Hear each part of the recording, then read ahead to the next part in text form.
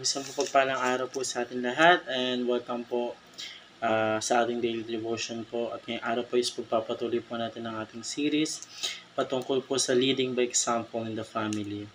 So ngayong araw po is pangalawa na po nating kalakip na topic po ng ating series. Una pong tinapik pa natin is visionary model at para naman po sa araw ngayon is yung faithful disciple. So paano po pag sinabi natin faithful disciple?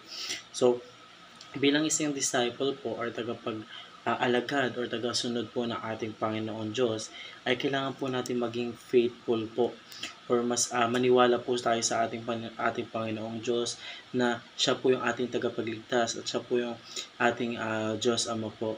So, yun po yung isang requirements po bilang isa po maging disciple po or maging alagad po ng ating Panginoon Diyos po is magkaroon po ng paniniwala or pananampalataya po sa kanila katulad na lang po ng mga apostol po ng ating Panginoon Diyos na naging disipulo po ng ating Panginoong Diyos at sila po ay nagpapalaganap po noon masalita po ng ating Panginoong Diyos. So, para naman po sa ating scripture po, ito po yung matatagpuan sa Luke chapter 14, verse 27. At ito po ang sabi sa English, "And whoever does not carry their cross and follow, we cannot be my disciple." At ito lang po sa Tagalog po, para mas maintindihan po natin. Sino mang hindi nagpapasan ng kanyang sariling krus at sumusunod sa akin ay hindi maaaring maging alagad ko.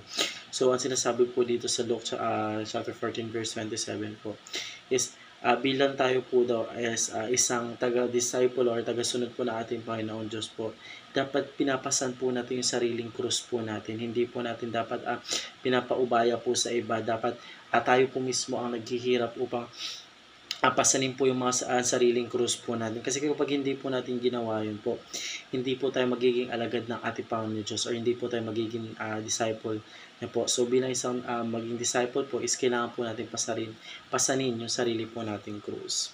So tayo naman po dumako po sa ating katuruan ngayon po.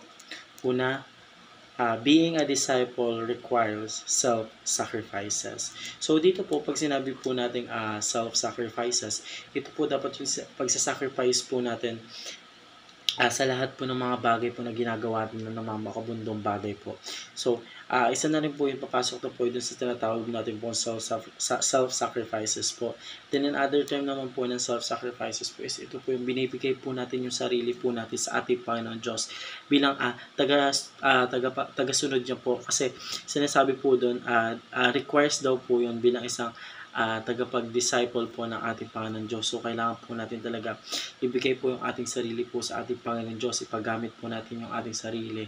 Kailangan po natin i-sacrifice din po lahat po ng mga bagay po ng ginagawa po natin para po sa ating Panginoon Diyos. So, pangalawang katuruan naman po, discipleship means following Christ. Example.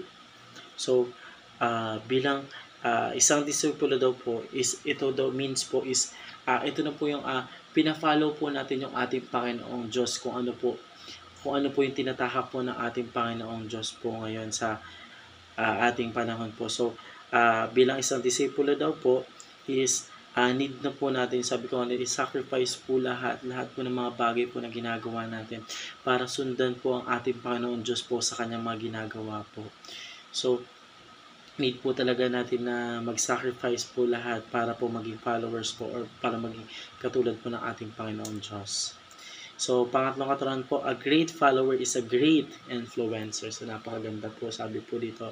Kapag isa ka daw po magiting or kahangahangang tagasunod, magiging kahanghang influencer ka din po sa iba. Siyempre, bilang isang follower po, kapag nakikita ka po ng ibang tao na, ito, ganito, as a follower ni Jesus, sobrang great ko or sobrang napaka masunurin ko sa ating Panginoon Diyos. So, bilang isang great leader or a follower is mahihikayat po yung ibang tao na kailangan parang tutularan po niya tayo bilang mga anak po ng ating Panginoon Diyos. So, doon pa lang po nagpakita po na you are a great influencer po. So, bilang isang disipulo po ng ating Panginoon Diyos, kailangan po natin maging tiyak po lahat po na sinasacrifice na po natin lahat po ng mga wrongdoings po natin para maging isang follower po ng ating Panginoon Diyos. So, yun naman po para sa araw na ito. Maraming salamat po sa pakikinig and see you po ulit bukas. para po sa ating daily devotion.